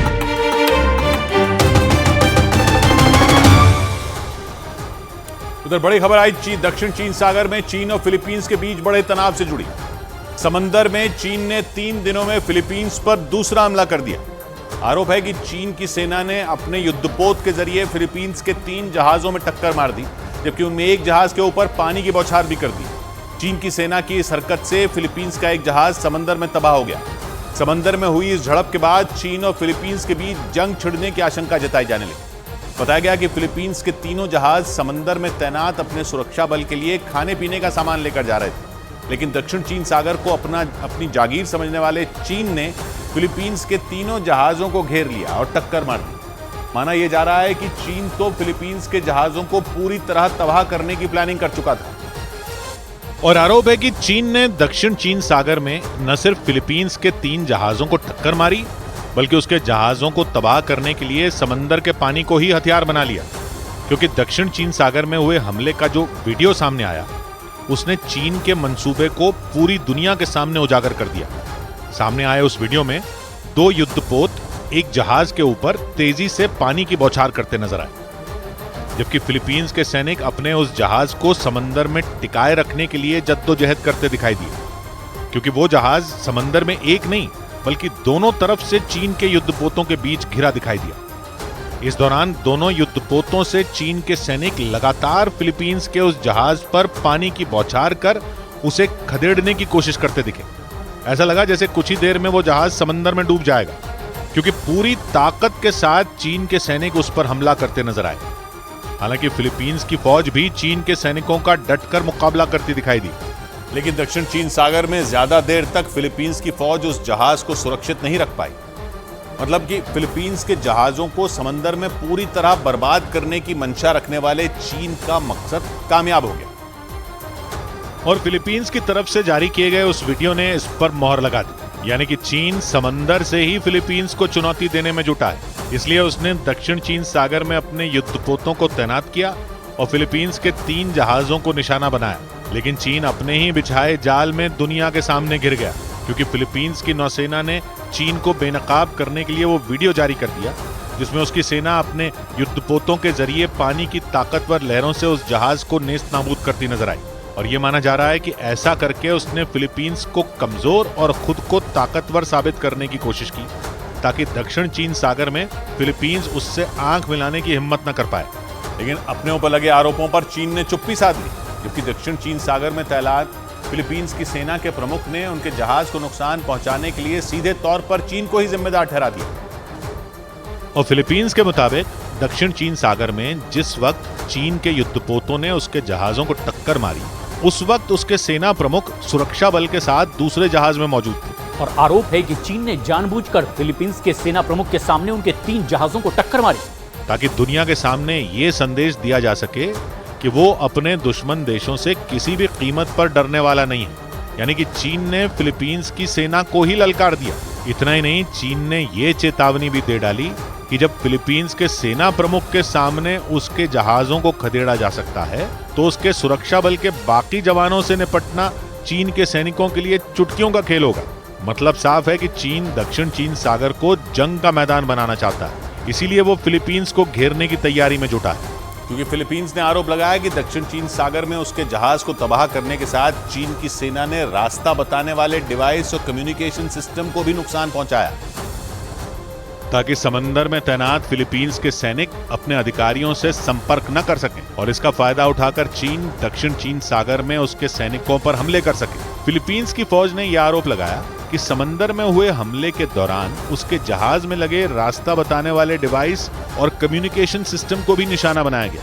और इसका मतलब यह हुआ कि चीन फिलीपींस से सेना को कमांड देने वाले अधिकारियों और समंदर में तैनात उसके सैनिकों के बीच संपर्क तोड़ना चाहता है, जिससे कि समंदर में चीन की सेना आसानी से फिलीपींस के सैनिकों को मात दे सके। क्योंकि दक्षिण चीन सागर में बड़ी संख्या में फिलीपींस के सैनिक तैनात हैं। फिलीपींस के मुताबिक जिन 3 जहाजों को चीन ने टक्कर मारी, उन 3 जहाजों को दूसरे 37 जहाजों के साथ रवाना किया गया था। और इनमें सैनिकों के लिए खाने पीने और जरूरत का दूसरा सामान भेजा जा रहा था। ऐसे में ये आशंका जताई जा रही है कि चीन फिलीपींस के बाकी जहाजों पर भी हमले कर सकता है, क्योंकि 3 दिनों पहले भी दक्षिण चीन सागर में चीन ने फिलीपींस के जहाज को टक्कर मार दी थी। यानी चीन दक्षिण चीन सागर में किसी देश की दखलंदाजी नहीं चाहता, इसलिए उसकी सेना समंदर में फिलीपींस को खुलेआम आंख दिखा रही है। क्योंकि आरोप है कि 3 दिन पहले भी फिलीपींस के इलाके में घुसकर चीन ने उसे खदेड़ने की कोशिश की थी। मलेशिया के मीडिया के मुताबिक चीन के जहाज ने फिलीपींस सागर के पश्चिमी इलाके में उसके जहाज को टक्कर मारी और वो दक्षिण चीन सागर में मौजूद चीन के द्वीपों के बेहद करीब है। और आरोप है कि समंदर में फिलीपींस से भिड़ने के लिए चीन ने उसके ही इलाके में घुसपैठ कर दी, ताकि उसकी हरकतों से तंग आकर फिलीपींस को जंग छेड़ने के लिए मजबूर होना पड़े और दक्षिण चीन सागर को अपना बनाने का चीन का सपना पूरा हो सके। इतना ही नहीं, चीन सिर्फ फिलीपींस ही नहीं बल्कि उसका साथ देने वाले अमेरिका और जापान को भी सबक सिखाना चाहता है, क्योंकि ये दोनों देश किसी ढाल की तरह उसकी सुरक्षा कर रहे हैं और उसे तोड़ने के लिए उसकी सेना समंदर में आंख गड़ा बैठी है। और दक्षिण चीन सागर में 3 दिनों में फिलीपींस पर हुए दूसरे हमले की वजह से अमेरिका और जापान भड़क गए। फिलीपींस में तैनात अमेरिका के राजदूत ने तो चीन की इस कार्रवाई को आक्रामक बता दिया, क्योंकि दक्षिण चीन सागर में फिलीपींस के जहाजों पर हमले कर चीन दुनिया के देशों के सामने घिर गया। भले ही उसने समंदर में फिलीपींस को निशाना बनाया हो, लेकिन उसकी इस हरकत ने एक बार फिर यह साबित कर दिया कि वो दक्षिण चीन सागर में फिलीपींस, अमेरिका, जापान और ताइवान को चैन से नहीं बैठने देना चाहता। इसलिए अमेरिका और जापान ने भी उसे खुली चेतावनी दे दी कि वो फिलीपींस को अकेला समझने की गलती ना करे। अमेरिका ने फिलीपींस का समर्थन करते हुए ये साफ कर दिया कि उसकी सेना समंदर में चीन को मुंहतोड़ जवाब देगी। चीन भले ही जंग छेड़ने के लिए तैयार बैठा हो, लेकिन उसका सबसे बड़ा दुश्मन अमेरिका भी उसकी धमकियों की परवाह नहीं करता।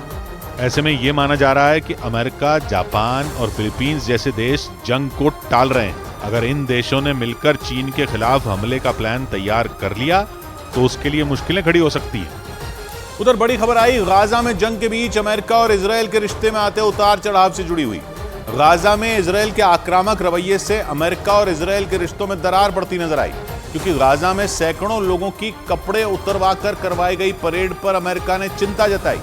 अमेरिकी सरकार ने बयान दिया कि इन तस्वीरों ने उसे विचलित कर दिया और वो इस मामले में और जानकारी जुटा रहा है। एक दिन पहले ही इजरायल ने इस मामले पर बयान दिया था। इजरायल ने तर्क दिया कि वो ऐसा इसलिए कर रहा है क्योंकि उसे गिरफ्तार किए गए लोगों पर शक है, लेकिन अमेरिका ने जता दिया कि उसे इजरायल का ये तर्क ठीक नहीं लगा, क्योंकि अमेरिका ने बयान दिया कि गाजा में लोगों के कपड़े उतरवाकर परेड करवाने की तस्वीरें विचलित करने वाली हैं। क्योंकि इन तस्वीरों में लोगों के कपड़े उतरवाकर परेड करवाई गई थी। पिछले कुछ दिनों में ऐसे दिल दहला देने वाले 2 वीडियो आए। पहला वीडियो पिछले हफ्ते आया था। उस वीडियो को जैसे ही सोशल मीडिया पर शेयर किया गया, बवाल मच गया था, क्योंकि बहुत सारे लोगों को आधे कपड़ों में सड़क पर बैठा दिया गया था। कुछ लोग तो बिना कपड़ों के भेड़ बकरियों की तरह एक ट्रक में भर दिए गए थे। वीडियो में दिखा था कि लोगों को आधे कपड़ों में ट्रक में भरकर ले जाया जा रहा था, लेकिन ये पता नहीं चल पाया कि ट्रक सैकड़ों फिलिस्तीनियों को लेकर कहां गायब हो गया। और कुछ ही दिन बाद ऐसा ही एक और वीडियो आ गया। इस वीडियो में दिखे लोगों की हालत पहले से ज्यादा खराब नजर आई। ये वीडियो सामने आते ही इजरायल पर फिलिस्तीन का गुस्सा और भड़क गया, क्योंकि वीडियो में एक उम्रदराज आदमी दोनों हाथ ऊपर करके सरेंडर करता दिखा। ये शख्स भीड़ में पीछे खड़ा था और जैसे ही आवाज दी गई, ये भीड़ से निकलकर बाहर आया और उसने हथियार डाले। इस शख्स के सरेंडर करते समय पीछे बहुत सारे लोग खड़े दिखे और उन लोगों के कपड़े भी उतरवा दिए गए थे। सोशल मीडिया पर दावा किया गया कि इन लोगों ने पहले ही सरेंडर कर दिया था। यानी एक के बाद एक गाजा के 2 वीडियो सोशल मीडिया पर वायरल हुए और उनके वायरल होते ही खलबली मच गई और इजराइल पर गाजा में आम लोगों से बदसलूकी करने का आरोप लगा। और नौबत यह आ गई कि इजरायल और अमेरिका की दोस्ती में दरार पड़ती नजर आई, क्योंकि गाजा की इन तस्वीरों पर अमेरिका ने कड़ी प्रतिक्रिया दी। यही नहीं, अमेरिका ने लोगों के कपड़े उतरवाकर परेड करवाने के मामले में जांच की तैयारी भी कर दी। ऐसे संकेत वहां की सरकार ने दिए, क्योंकि अमेरिकी सरकार ने बयान दिया कि लोगों के कपड़े उतरवाकर परेड करवाने की तस्वीरों ने उसे विचलित कर दिया और अमेरिका इस मामले की जांच कर सकता है। इसके लिए उसने जानकारी जुटानी भी शुरू कर दी, क्योंकि अमेरिका इस मामले की तह तक जाना चाहता है और ये जानना चाहता है कि गाजा में हुई परेड की ये तस्वीरें सोशल मीडिया में कैसे वायरल हुई। हालांकि इजरायल की सेना पहले ही ये मान चुकी है कि वो इस तरह से कैदियों की परेड करवाती है, क्योंकि कैदियों के कपड़ों के नीचे हथियार छिपे हो सकते हैं। इसलिए इजराइल की सेना कैदियों के कपड़े उतरवा देती है। כשאנחנו מזהים קבוצה כזאת שיצאה אלינו החוצה, נכנעה במרחב אחרי שאנחנו כורזים אליה, माना जा रहा है कि अमेरिका ने इसी वजह से इस मामले की जांच करने का मन बनाया। लेकिन इजराइल ने गाजा में युद्ध विराम नहीं किया, उल्टा उसने लेबनान पर भी हमले तेज कर दिए। आरोप लगा कि इजराइल ने लेबनान में फास्फोरस बम भी गिराए थे। अमेरिका इस बात से भी इजराइल से नाराज दिखा, क्योंकि आरोप लगा कि इजराइल ने अक्टूबर में दक्षिणी लेबनान में दम घोटू फास्फोरस बम गिराए थे और इस हमले में लेबनान के 9 आम नागरिक घायल हो गए थे। सबसे बड़ी बात, अमेरिकी मीडिया ने दावा किया कि लेबनान में गिरे फास्फोरस बम अमेरिका ने ही इजराइल को दिए थे। यानी अगर बात बढ़ी तो अमेरिका भी इसकी चपेट में आ सकता है और इसीलिए अमेरिका ने जोर देकर बताया कि वो इस मामले में गंभीर है। फास्फोरस बम पर इतना हल्ला इसलिए मचा क्योंकि 1300 डिग्री सेल्सियस तक जलने वाला ये बम ऑक्सीजन के संपर्क में आते ही आग पकड़ लेता है और हड्डियां तक गला सकता है। इसे पानी से भी नहीं बुझाया जा सकता क्योंकि गिरने पर यह बम आसपास की सारी ऑक्सीजन सोख लेता है और लोग दम घुटने से मर जाते हैं। इजराइल फास्फोरस बम का इस्तेमाल इसलिए करता है क्योंकि इससे जुड़े अंतर्राष्ट्रीय समझौते पर उसने साइन नहीं किया। यही नहीं, अमेरिका से उसे लगातार ये बम मिलते रहते हैं और इसी वजह से इस मामले के तूल पकड़ने पर अमेरिका लपेटे में आ सकता है। हालांकि इजराइल ने बयान दिया कि उसने लेबनान में युद्ध का कोई नियम नहीं तोड़ा और ऐसे किसी बम का इस्तेमाल नहीं किया जिसके इस्तेमाल से नियम टूटे। यानी इजराइल ने जता दिया कि अमेरिका का डर बेबुनियाद है क्योंकि उसने लेबनान में कुछ गलत नहीं किया। लेकिन ऐसा लगता है कि अमेरिका को इजराइल की बात पर भरोसा नहीं, वरना वो लेबनान में फास्फोरस बम के इस्तेमाल के मामले पर कड़ा बयान नहीं देता। या यूं कहें कि इजराइल के आक्रामक रुख ने अमेरिका को परेशान कर दिया है और इससे दो दोस्तों की दोस्ती टूट सकती है। उधर दक्षिणी गाजा के खान यूनिस में हमास के लड़ाकों और इजराइल की सेना के बीच आर पार की लड़ाई शुरू हुई। इजराइल की सेना सीज फायर के बाद से ही वहां जमीन और आसमान से प्रहार कर रही है, लेकिन इसी बीच हमास ने दावा किया कि उसकी अल कसाम ब्रिगेड के लड़ाकों ने खान यूनिस में इजराइल की सेना पर बड़ा पलटवार कर दिया और हमास ने अपने दावों को साबित करने के लिए एक वीडियो भी जारी किया। हमास की तरफ से जारी वीडियो में एक इमारत के पास इजराइल की सेना के कुछ जवान नजर आए और एक खंडहर इमारत में अल कसाम ब्रिगेड का एक लड़ाका हाथ में रॉकेट लॉन्चर लेकर आगे बढ़ता दिखा और फिर उसने उस खंडहर इमारत की खिड़की से बाहर मौजूद इजराइल की सेना के जवानों पर हमला कर दिया। जैसे ही वो रॉकेट सामने वाली इमारत से टकराया, वहां आग के गोले के साथ धुआं उठता नजर आया। इसके बाद वहां अल्लाहू अकबर के नारे भी लगे। अल्लाहू अकबर! हमास ने इस हमले में इजराइल की सेना के कई जवानों के घायल होने का दावा किया। इजराइल की सेना कई दिनों से दक्षिणी गाजा में घुसकर हमले कर रही है, तो हमास के लड़ाके भी इमारतों में छिपकर इजराइल की सेना को निशाना बना रहे हैं। एक हफ्ते का युद्ध विराम खत्म होने के बाद 1 दिसंबर से ही इजराइल की सेना दक्षिणी गाजा में जमीनी कार्रवाई में जुटी, लेकिन दावा किया गया कि इजराइल की सेना को चुनौती देने के लिए हमास के लड़ाके इमारतों में छिपकर उस पर हमले कर रहे हैं। उधर ब्रिटेन में सरेआम हुई एक कार चोरी की वारदात दुनिया भर में सुर्खियां बन गई। असल में इस वारदात का एक सीसीटीवी वीडियो सोशल मीडिया पर वायरल हुआ, जिसे देखकर लोगों की सांसें थम गई। क्योंकि जो सीसीटीवी वीडियो सामने आया उसमें घर के बाहर 4 गाड़ियां खड़ी नजर आई, जबकि वहां मेन दरवाजे के ठीक अंदर खड़ी उनमें एक कार के पीछे काले कपड़ों में एक आदमी मौजूद दिखाई दिया।